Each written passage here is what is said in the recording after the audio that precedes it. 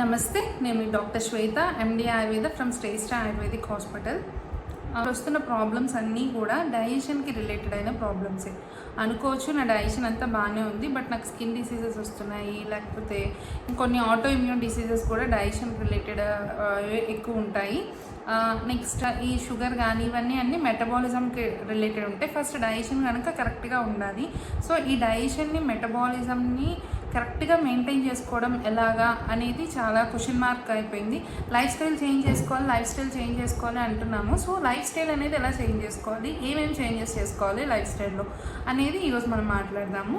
అదే రెగ్యులర్గా ఫుడ్ అనేది మనకి ఇప్పుడే ఒక బ్రేక్ఫాస్ట్ తిన్నాం అనుకుందాం, ఏదైనా టిఫిన్ చేసాం అనుకుందాం, ఏమవుతుంది ఏదో ఒక స్నాక్ ఐటమ్ ఆర్ లంచ్ ఇప్పుడే చేసాము, ఏదో ఒక స్నాక్ ఐటమ్ కనబడగానే అన్నీ వెంటనే ఒక 1 అవర్కి తింటూ ఉంటాం.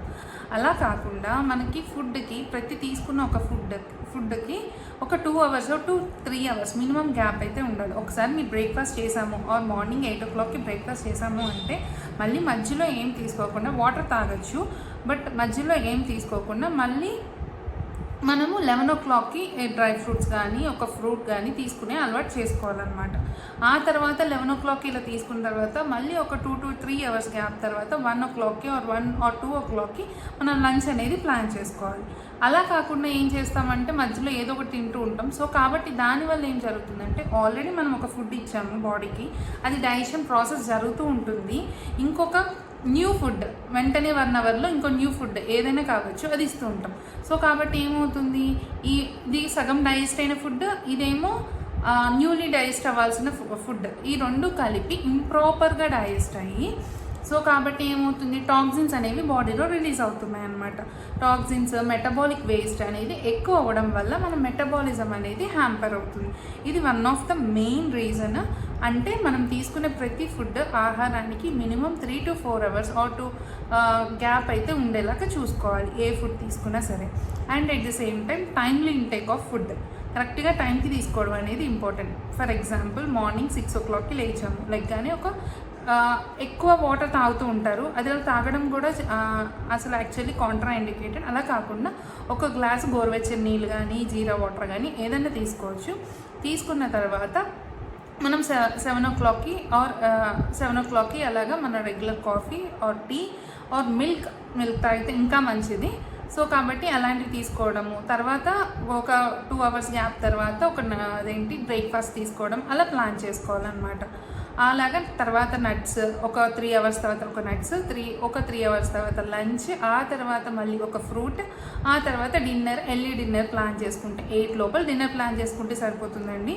సో అలా ప్లాన్ చేసుకుంటే కనుక కరెక్ట్గా మన డైజెషన్ అనేది కరెక్ట్గా జరుగుతూ ఉంటుంది.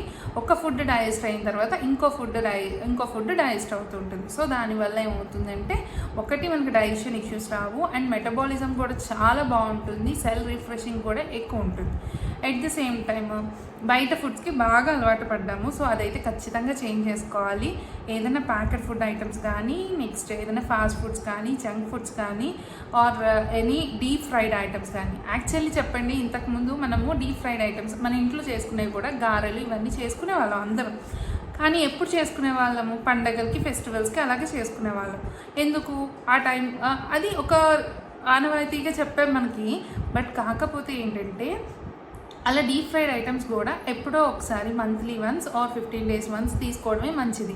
సో కాబట్టి అలాగే చెప్పేవాళ్ళు. బట్ మనం ఇప్పుడు ఏం చేస్తున్నాం, మనకి కాస్ట్ ఎఫెక్టివ్ అయి ఉండొచ్చు, ఆర్ తినాలి మనం తినగలం అనే స్కోప్ అయి ఉండొచ్చు. ఇట్లాగా మనం రెగ్యులర్గా అంటే వీక్లీ వన్స్ తీసుకోవడం, వీక్లీ ట్వైస్ తీసుకోవడం, ఆర్ ఇష్టమైనప్పుడు తినడం, అలా ప్రాక్టీస్ చేయడం మొదలుపెట్టాం. సో దానివల్ల చాలా ప్రాబ్లమ్స్ వస్తున్నాయి.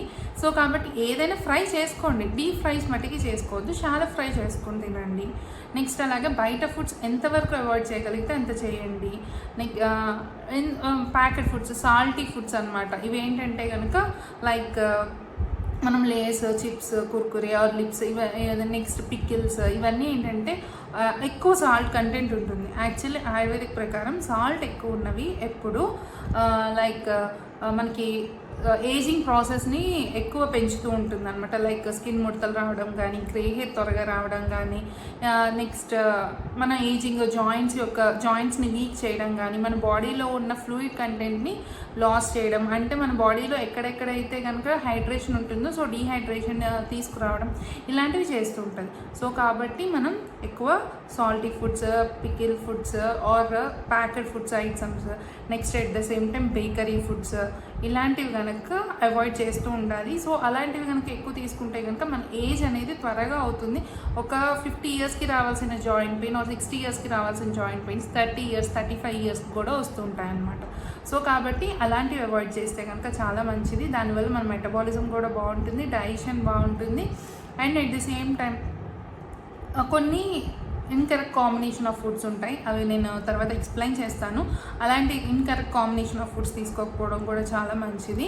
ఇవన్నీ చేసుకుంటూ మంచిగా ఫ్రూట్స్, వెజిటేబుల్స్ ఎక్కువ తీసుకుంటూ అండ్ లిమిటెడ్ క్వాంటిటీ అనేది చాలా ఇంపార్టెంట్.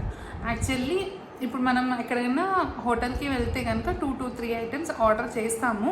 సో కాబట్టి అది ఎప్పుడన్నా ఒక్కసారి అంటే మంత్లీ వన్స్ అలా తిన్నా నో ప్రాబ్లం అనమాట. కానీ ఇంట్లో ఇప్పుడు మనము రెగ్యులర్గా వెయిట్ లాస్ అవ్వాలనుకునే వాళ్ళకి కూడా ఇది చాలా హెల్ప్ఫుల్ అవుతుంది.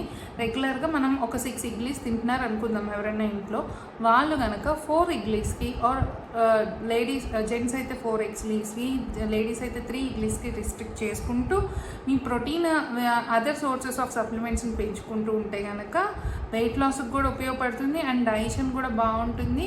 అండ్ ఏమైనా షుగర్ లెవెల్స్ ఇవి ఉంటాయి చూడండి, వాళ్ళకు కూడా ఫుడ్ తినొద్దని ఎవరు చెప్పొద్దు, అన్నం తినాలి, మంచిదే. యాక్చువల్లీ మనం ఎప్పటి నుంచో ఉన్నదే అన్నం, రైస్ తీసుకోవడం.